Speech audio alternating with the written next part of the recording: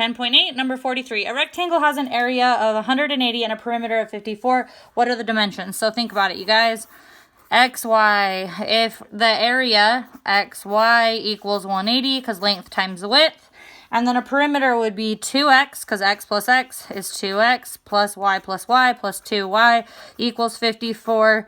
Then solve. So guys, think about it. We could just use substitution here.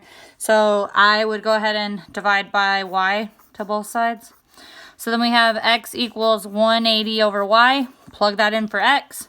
So then we have 2, my fault.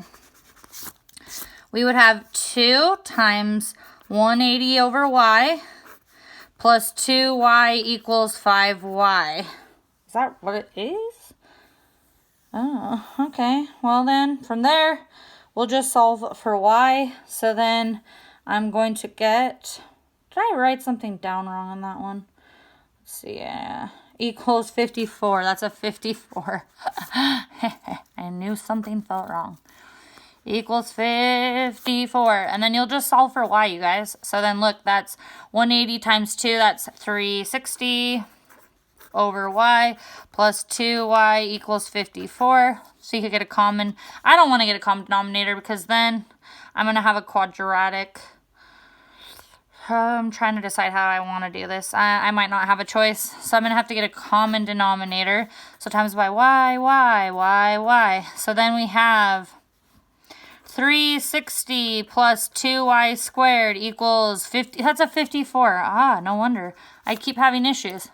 54 equals 54y. Hopefully you guys can still see that.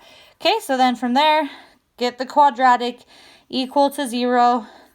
So we will subtract that over. So we would have 2y squared minus 54y plus 360 equals 0. Solve by quadratic formula. You're going to get 2 answers for y. I'm assuming one of them will be negative, so you'll throw that answer out.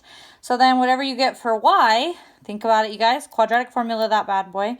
Whatever you get for y, you'll then say, okay, so we know our dimension is y. Then you'll go and plug it in right here and then just divide that right here. See, look, even x equals 180 over y. So let's say you got y equals 10. You would just plug in 10.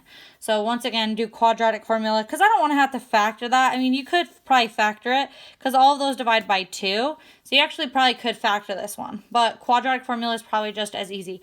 The answer should come out nice and pretty for this one, I believe, if I'm not mistaken. So make sure that's just hopefully the understanding of setting up the problem and beginning it. It was kind of hard because, like I said, I was trying to get out of having to solve a quadratic, but there really wasn't a way.